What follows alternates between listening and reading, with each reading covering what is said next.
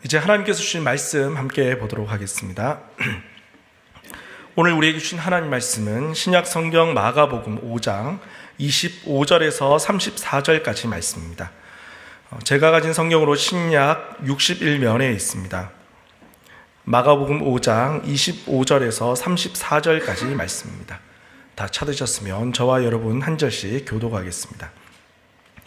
12해를 혈루증으로 앓아온 한 여자가 있어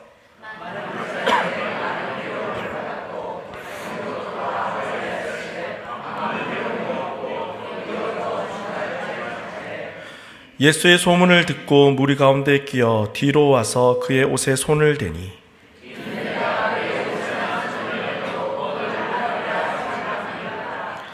이에 그의 혈루 근원이 곧 마름에 병이 나은 줄을 몸에 깨달으니라.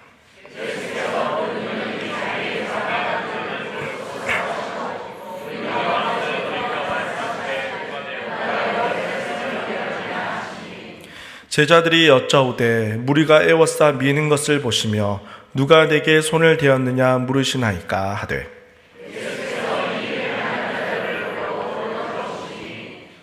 여자가 자기에게 이루어진 일을 알고 두려워하여 떨며 와서 그 앞에 엎드려 모든 사실을 여쭈니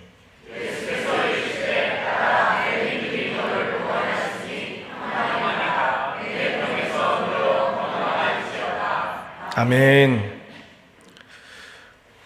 우리가 주님을 구원자로 믿는 그 믿음은 역사하는 힘이 있습니다. 우리에게 찾아오는 고난과 또 시련을 이기는 힘이 되고 또 우리 삶에 또 하나님의 그 능력과 은혜로 채워주는 힘이 있습니다. 우린 비록 연약하고 또 부족할지라도 주님께서 우리를 향한 그 능력을 베푸시면은 주님을 믿는 그 믿음이 우리에게 주님의 능력을 가져오는 그 역사가 있습니다. 오늘 본문은 참으로 불쌍한 사람이 등장하고 있습니다. 12의 혈루증을 앓은 한 여인인데요. 성경에 불쌍한 사람을 찾아라 하면은 아마 몇 손가락 안에 꼽힐 그런 사람일 것입니다. 이 여인은 인생의 밑바닥을 걷는 것 같은 그런 시간을 보내고 있었습니다. 참 인생의 참 막다른 길에 선 것 같고 죽지 못해 살아가는 그런 형편이었습니다. 그러나 그녀는 믿음으로 그 모든 어려움을 이겨냈습니다. 오늘 성경의 구성을 보면 예수님께서 야이로의 딸을 고쳐주시는 그 사건 사이에 이 혈루증 여인을 고치는 사건이 등장하는 것을 보게 됩니다. 마치 샌드위치와 같은 그런 형식을 가지고 있습니다. 회당장 야이로에게는 12살이 된 딸이 있었습니다. 그런데 그만 그 딸이 큰 병에 걸리게 되었습니다. 야이로는 예수님께 나와서 예수님, 내 딸을 고쳐주십시오. 간절히 구했습니다. 예수님은 그 딸을 고치시기 위해서 발걸음을 그 야이로의 딸의 집을 향했습니다. 그렇게 그 야이로의 집으로 가는 길 도중에 이 혈루증 여인을 치료하는 일이 일어났습니다. 야이로의 딸을 고치는 일은 사람의 생명이 달린 문제이기 때문에 아주 분초를 다투는 그런 순간이었습니다. 그때 이 혈루증 여인의 믿음이 그 바쁜 예수님의 발걸음을 멈추게 했습니다. 저는 이 예수님의 발걸음을 멈춘 이 여인의 믿음, 그 믿음의 힘이 무엇인지 함께 말씀을 통해 은혜를 나누고자 합니다. 첫 번째는 믿음은 한계를 뛰어넘게 한다 보여주고 있습니다. 성경에는 여자들이 오늘날과 같은 그런 인권을 가지지 못했습니다. 성경에 보면은 고아와 과부를 불쌍히 여겨라 하는데요. 그 이유는 이들이 경제적인 활동을 할 수 없었기 때문입니다. 또 사람 수를 헤아릴 때도 여성은 헤아리지 않았습니다. 오늘 본문 마가복음 5장 25절에 보면 12해를 혈루증으로 앓아온 한 여자가 있어 이렇게 말씀하고 있습니다. 이 여인은 혈루증이라는 병에 걸려 있는데요. 이 혈루증은 유출병이라고도 합니다. 비정상적으로 피가 몸에서 흘러나오는 그런 병입니다. 일반적으로 여성이 하혈하는 병이라고 하는데요. 몸에서 피가 계속 빠져나오니 이 여인의 얼굴에는 핏기가 없었을 것이고 아주 초췌해 있었을 것입니다. 또 자주 어지럼증을 느꼈을 수도 있고 또 건강이 상당히 악화되어 있었을 것입니다. 모든 병이 환자를 힘들게 하고 또 외롭게 하겠지만은 특히 혈루증과 같은 병은 사람을 더욱더 외롭게 하는 병입니다. 누군가에게 이야기하기 참 민망하고 또 어디 편하게 치료받을 수 없는 그런 어려운 병입니다. 구약 성경을 보면 이 유출병은 나병과 같이 사람들과 그 접촉이 금지해야 될 그런 병입니다. 이 병은 이 병도 괴롭지만은 가족이나 공동체로부터 격리되어야 되는 그런 병이었습니다. 당연히 예배 자리에 나가기도 어렵습니다. 먼저 유출병에 걸린 그 사람이 부정한 자가 되고 또 그 사람을 다인 사람이 부정한 사람이 되고 또 그 사람이 만진 물건이 또 부정하게 됩니다. 그래서 레위기 15장 31절에 보면 너희는 이와 같이 이스라엘 자손이 그들의 부정에서 떠나게 하여 그들 가운데 있는 내 장막을 그들이 더럽히고 그들이 부정한 중에서 죽지 않도록 할지니라 이렇게 말씀하고 있습니다. 그녀는 편안하게 회당에 나와서 예배드리기가 어렵습니다. 또 사회에서 사람들과 정상적인 관계를 맺으며 살아갈 수가 없습니다. 사람들은 모두 다 그녀를 부정하게 생각하고 있습니다.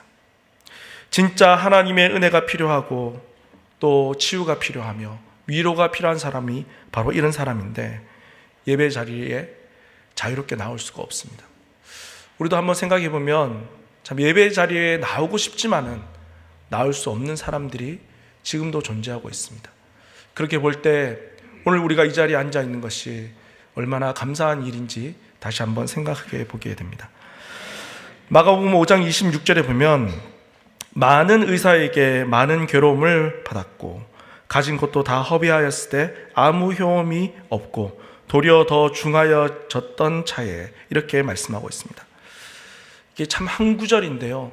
이 한 구절 안에 이 여인의 삶의 애환이 담겨져 있습니다.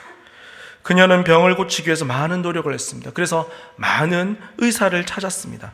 그런데 고침받지 못하고 많은 괴로움을 받았습니다. 여성으로 얼마나 수치스럽고 힘들었을지 모릅니다. 그리고 병 고친다고 가진 것도 다 허비했습니다. 그 정도에서 나았으면 좋겠는데 아무 효험도 없고 도리어 더 중하게 되었습니다. 요즘 같으면 좋은 병원 다 찾고 또 그 분야의 권위자라는 분은 다 찾아갔습니다. 그런데 치료는커녕 가진 것을 이 병 고치는데 다 써버렸습니다. 큰 병에 걸리면 벌었던 돈 다 병원에 가져다 준다는 그런 말이 있는데요. 돈도 떨어지고 몸은 더 악화되고 최악의 상황이었습니다. 여기서 우리가 잘못 보면 이 여인이 지금 돌팔이 의사들을 만나서 이 고생을 하나 생각할 수 있는데요. 이 본문이 강조하는 것은 의사의 어떤 실력이나 또 의학적 수준을 논하는 것이 아닙니다. 초점은 그녀가 얼마나 절망적인 상황에 있느냐 하는 것을 우리에게 보여주고 있습니다. 우리가 인생을 살다 보면 세상의 그 어떤 방법으로도 해결할 수 없는 그 문제를 만날 때가 있습니다. 바로 이 여인이 그런 모습입니다. 몸도 마음도 바닥이고 희망도 사라졌습니다. 이 여인이 혈류증을 12년 동안 앓았다고 하는데요. 이 12년이라는 세월, 어쩌면 인생의 중요한 시절을 이 병으로 인해서 잃어버렸을지도 모릅니다. 그녀에게는 넘기 힘든 산들이 너무나 많았습니다. 더 이상 희망이라는 것은 찾아볼 수 없는 절망적인 상황이었습니다. 그때 예수님에 대한 소문이 이 여인에게 들려왔습니다. 27절에 보면 예수의 소문을 듣고 라고 이렇게 말씀하고 있습니다. 여러분, 절망적인 상황에도 우리 예수님에 대한 말씀은 우리에게 새로운 희망을 주십니다. 예수님에 대한 이야기를 듣고 보니 내가 넘기 힘든 산은 그분에게는 아무것도 아니라는 것을 알게 되었습니다. 그분이 내 인생을 한번 돌아보시면 이 모든 것이 해결될 것처럼 보였습니다.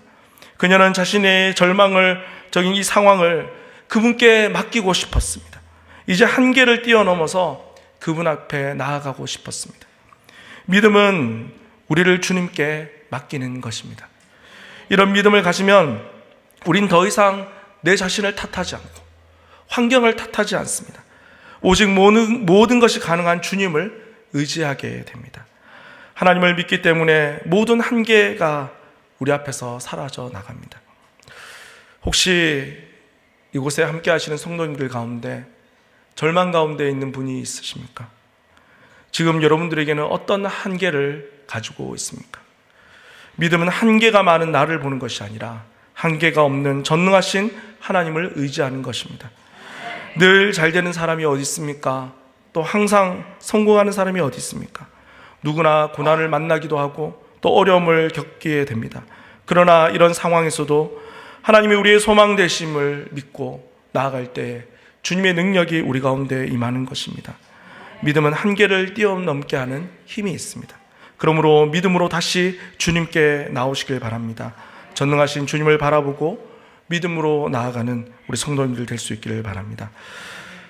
두 번째로 믿음은 역사를 일으키는 힘이 있습니다. 오늘 본문 마가복음 5장 27절 28절에 보면 예수의 소문을 듣고 무리 가운데 끼어 뒤로 와서 그의 옷에 손을 대니 이는 내가 그의 옷에만 손을 대어도 구원을 받으리라 생각함이로라, 이렇게 말씀하고 있습니다.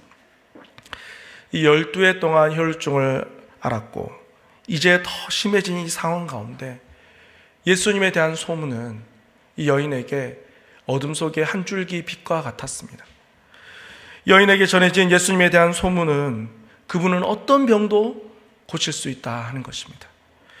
귀신 들린 자를 고치시고 소경의 눈을 뜨게 하시고 심지어 나병에 걸린 사람도 깨끗하게 하신다 하는 소식을 들었습니다. 그런 분이라면 자신의 병도 고칠 수 있겠다 하는 생각이 들었습니다. 이 여인은 예수님에 대한 말씀을 듣는 중에 믿음이 생겼습니다. 그래서 예수님께 나아가기를 결심했습니다. 예수님께 나아가는 방법은 예수님께서 지나가실 때에 무리 가운데 끼어서 그분 뒤에 가서 그분의 옷자락을 만지는 것입니다.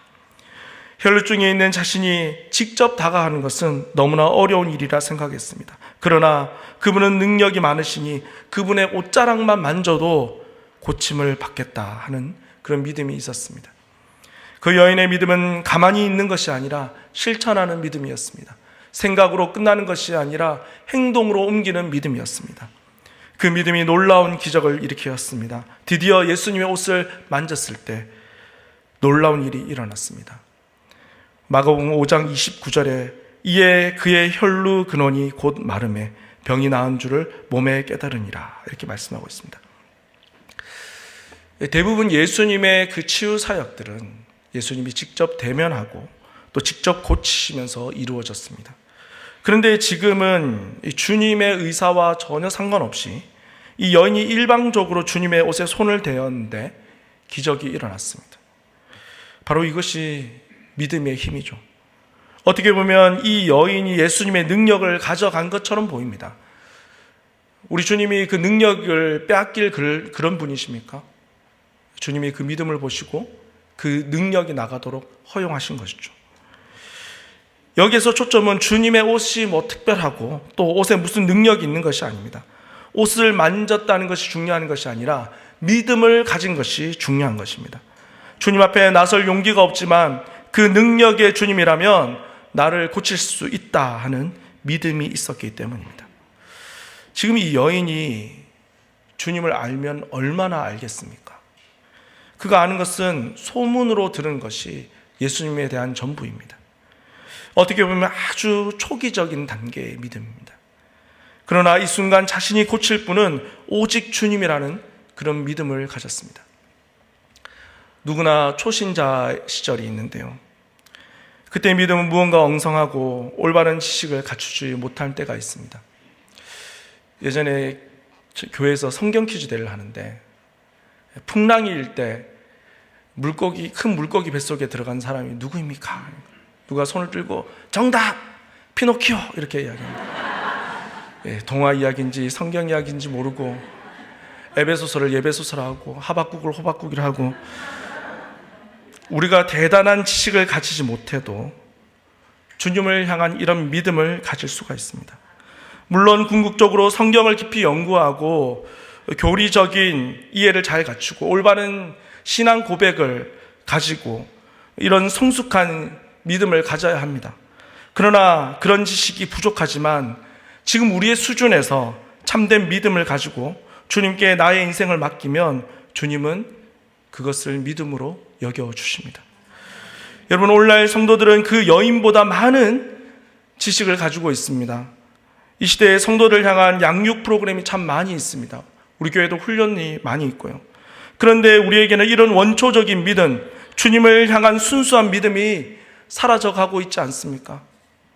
우리는 생각이 너무 많고 우린 너무나 계산적이지 않습니까? 비록 초기의 믿음, 작은 믿음일지라도 오직 주님만 바라보고 주님이면 가능하다는 믿음으로 나아갈 때에 주님은 외면하지 않으십니다. 이때 예수님의 발걸음이 멈춰 섰습니다. 이 세상 누가 주님의 발걸음을 멈추게 할 수 있습니까? 그 누구도 멈추게 할 수 없는 그 주님의 발걸음은 바로 믿음으로 나아간 그 사람이 멈추게 했던 것입니다. 주님의 그 발걸음을 멈추시고 되돌아보셨습니다. 오늘 우리도 주님을 향한 간절한 믿음이 일어날 수 있기를 바라고 그 믿음이 주님의 발걸음을 멈추게 하며 우리를 돌아보게 하는 역사가 일어나길 바랍니다. 여인은 몰래 다가가 옷을 만지고 혈루 근원이 마르고 나은 줄을 알게 되었습니다. 이제 그냥 조용히 떠나가고 싶었는데 이 사실을 예수님은 알고 계셨습니다. 예수님은 그 능력이 자기에게서 나간 줄 알고 돌이켜서 말씀합니다. 누가 내 옷에 손을 대었느냐? 그러다 제자들이 이야기합니다. 예수님, 지금 여기 예수님의 옷을 만진 사람이 한두 명입니까? 지금 이 많은 무리가 지나가는데 그 옷 한 번 스친 것 같고 오늘 왜 그렇게 민감하십니까? 왜 이렇게 까칠하게 말씀하십니까? 지금 이렇게 이야기하고 있습니다. 그런데 예수님은 아니라는 거예요. 그 능력이 예수님에게서 나갔다는 겁니다. 그리고 그 여인을 보기 위해서 둘러보고 계십니다. 이 제자들이 좀 못마땅하게 이 말하는 게 이해는 갑니다. 지금 이 야이로의 딸이 죽을 병에 걸려서 사투를 벌이고 있고요. 병을 고치기 위해서 1분 1초를 다투는 순간에 예수님께서 그 발걸음을 멈추셨어요. 생각해 보세요. 이렇게 시간을 지체하다가 늦어도 되는 상황입니까? 실제로 우리가 성경을 봐서 알듯이 이 시간이 지체되면서 결국 야이로의 딸이 죽게 됩니다. 물론 예수님께서 이 야이로의 딸을 다시 살리시지만 지금 너무 급박한 상황이지 않습니까? 요즘 같으면 911은 타고 막 급하게 움직여야 될 그런 상황입니다. 그 상황에 예수님께서 발걸음을 멈추셨습니다. 이런 상황에 이제 여인은 두려워 떨며 나와 모든 사실을 이야기합니다. 그러자 예수님은 모든 사람 앞에서 그 여인에게 치유를 선포하십니다. 오늘 본문 마가복음 5장 34절에 예수께서 이르시되 딸아 내 믿음이 너를 구원하였으니 평안히 가라 내 병에서 놓여 건강할지어다 이렇게 말씀합니다. 성도 여러분, 여기서 믿음이 일으키는 역사가 보이십니까? 오늘 예수님의 사역에서 예수님의 역사가 먼저 일어나야 될 사람은 야이로의 딸입니다. 예수님께 요청한 것도 야이로가 먼저였고 또 상황으로 볼 때도 야이로의 딸이 더 급박합니다. 여러분, 지금 여인이 병이 중한 것은 맞지만 지금 당장 죽고 살고의 문제는 아닙니다. 모든 것을 볼 때 야이로의 딸이 먼저 돌보아야 되고 먼저 고침을 받아야 됩니다. 하지만 예수님이 역사하신 것은 이 여인에게 먼저 일어났습니다. 이 여인의 믿음이 예수님의 발걸음을 멈추게 하고 치유의 순서를 바꾸어 놓았습니다. 어떻게 보면 야이로가 먼저 번호표를 뽑고 지금 기다리고 있었는데 그 여인이 중간에 끼어들었습니다. 그 여인의 믿음이 그 순서를 바꾸어 놓았습니다. 이러한 사실이 우리에게 무엇을 보여주고 있습니까? 바로 믿음의 역사에는 순서가 없다 하는 것입니다. 믿음의 역사는 믿음으로 달려들고 더 열정을 가지고 더 적극적으로 나아가는 자에게 일어난다 하는 것을 우리에게 보여주고 있습니다. 마태복음 11장 12절에 세례 요한의 때부터 지금까지 천국은 침노를 당하나니 침노하는 자는 빼앗느니라 이렇게 말씀하고 있습니다. 무슨 말입니까? 마치 침략하듯이 적극적으로 열정적으로 나아가는 자가 천국을 얻는다고 말씀하고 있습니다. 누가 적극적으로 누가 열정적으로 나아갈 수 있습니까? 간절한 자가 할 수가 있습니다. 이것은 하나님 나라에 들어가는 것이 공격적이고 단호한 행동을 요구하는 것을 우리에게 보여주고 있습니다. 믿음은 역사하는 힘이 있습니다. 그리고 믿음은 역사의 순서도 바꾸어 놓습니다. 오늘 우리가 이런 믿음으로 나아갈 수 있기를 바랍니다. 주님이 그 발걸음을 멈추고 우리를 돌아보시는 역사가 일어날 수 있기를 바랍니다. 세 번째로 믿음은 생각하는 이상의 은혜를 우리에게 줍니다. 혈루증 여인은 믿음으로 예수님의 옷자락을 만져서 병 고침을 받았습니다. 그 여인은 조용히 이제 이 자리를 떠나려고 합니다. 아무도 이 사실을 몰랐는데 예수님은 알고 계셨습니다. 그곳에 참 많은 사람들이 있었습니다. 이 제자들의 표현을 보면요, 무리가 에워싸 민다고 하는데요, 마치 만원 버스를 타고 한국의 그 지하철 서로 밀리면서 타는 그런 상황을 생각해 보면 되는데요, 무리가 에워싸 미는 바람에 예수님의 옷을 스친 사람들은 엄청나게 많았을 것입니다. 그 모든 사람의 손길은 무의미한 스침이었습니다. 하지만 그 여인은 달랐습니다. 그녀만이 의미 있는 손길이며 주님을 향한 간절한 믿음이었습니다. 성도 여러분, 오늘 우리가 예배드리고 또 찬양하고 기도할 텐데요, 주님께 그냥 스치는 사람이 되지 마십시오. 이 여인과 같이 의미 있는 손길, 간절한 믿음의 손짓을 하십시오. 여인은 아무도 모르게 하려 했는데 주님은 알고 계셨고 처음부터 그녀에게 관심을 가지고 있었습니다. 왜냐하면 주님은 믿음을 가진 자에게 항상 관심이 있기 때문입니다. 예수님은 그냥 그녀가 조용히 가도록 두시지 않고 굳이 공개적으로 그 앞에 세워서 이야기를 하시는데요, 그 이유가 무엇이겠습니까? 그것은 이 여인의 치유를 공식적으로 해서 참된 자유를 주기 원하셨기 때문입니다. 예수님은 모든 사람 앞에서 이 여인의 치유와 이제 정결케 됨을 선포하셨습니다. 오늘 본문 34절에 보면 예수께서 이르시되 딸아, 내 믿음이 너를 구원하였으니 평안히 가라. 내 병에서 놓여 건강할지어다. 이렇게 말씀하고 있습니다. 군중 속에서 그 여인을 찾으신 예수님은 그녀에게 말씀합니다. 딸아. 누가 이렇게 부를 수 있습니까? 부모님 말고 딸이라 부를 수 있는 분이 있습니까? 12년 동안 병을 앓고 상할 대로 상한 이 여인이 나아갔을 때 우리 하늘 아버지께서 말씀하십니다. 딸아, 내 믿음이 너를 구원하였다. 내 믿음이 너의 인생을 바꾸었다. 예수님은 분명히 그녀의 믿음이 이렇게 하였다고 말씀하고 있습니다. 우리가 오늘 주님께 나아갈 때 이 음성 듣기를 원합니다. 딸아, 아들아, 내 믿음이 너를 구원하였다. 오늘도 주일을 맞이해서 우리 교회뿐만 아니라 참 많은 교회마다 예배드리는 성도들이 참 많이 있을 것입니다. 하지만 주님은 지금도 믿음을 보고 계십니다. 예배당에 다 같이 앉아있지만 믿음으로 앉아있는 사람을 기억하십니다. 결국 믿음이 이런 기적을 일으킵니다. 우리 주님의 치유는 단지 병만 고치는 것이 아니라 전인격적인 치유를 하십니다. 우리가 단순한 기적만 바라는 것이 아니라 이 여인의 인생을 바꾸신 역사를 보아야 됩니다. 주님은 그녀가 살아갈 앞으로의 삶과 또 그녀의 깊은 마음, 또 그녀의 영혼까지 책임져 주십니다. 예수님은 그 여인의 기대 이상의 은혜를 허락하십니다. 우리 하늘 아버지는 가장 좋은 것을 주시길 원하시고 항상 더하여 주시는 분이십니다. 예수님은 내 믿음이 너를 구원하였다 말씀하십니다.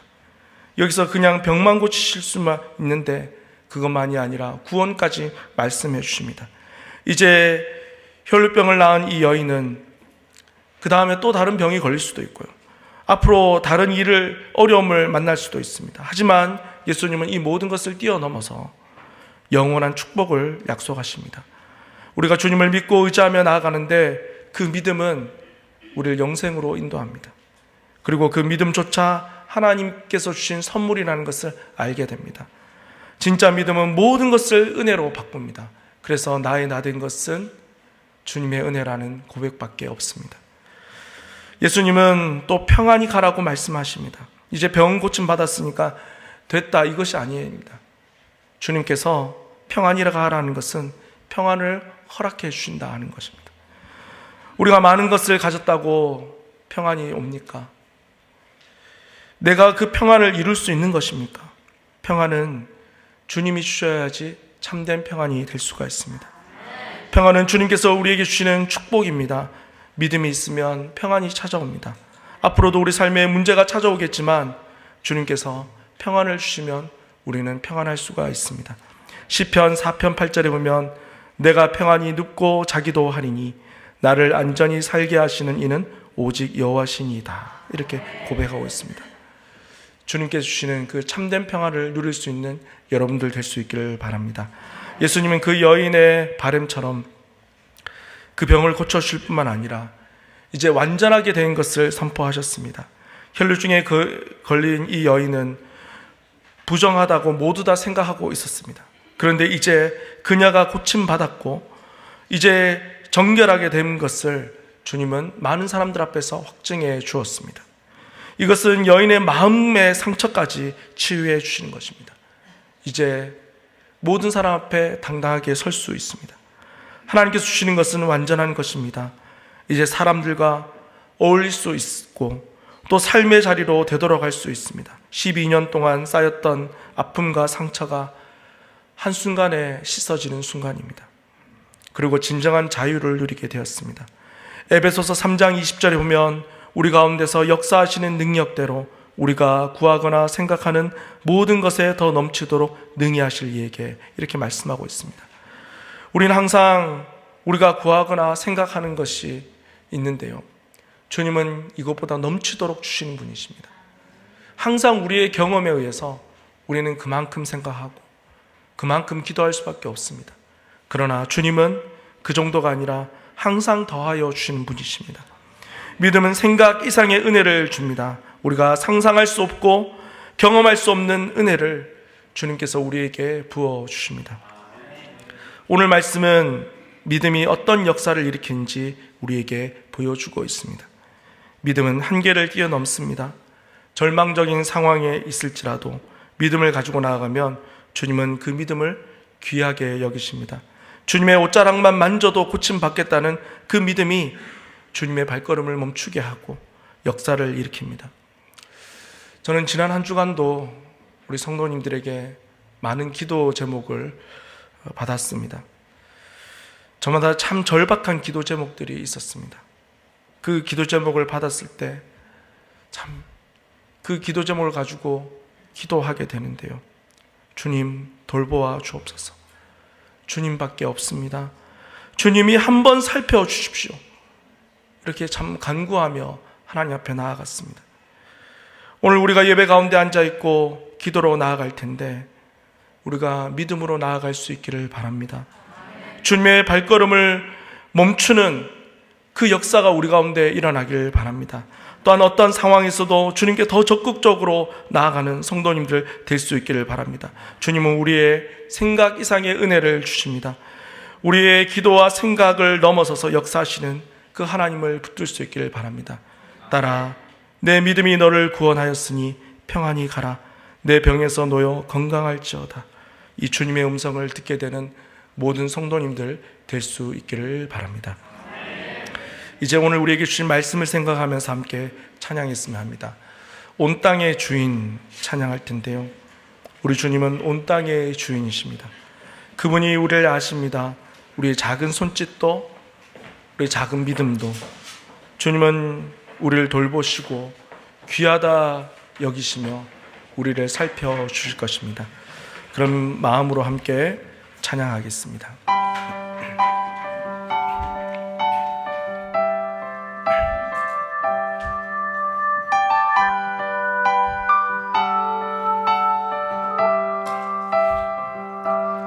온 땅의 주인 되신 주님이 내 이름 아시며 상한 맘 돌보네.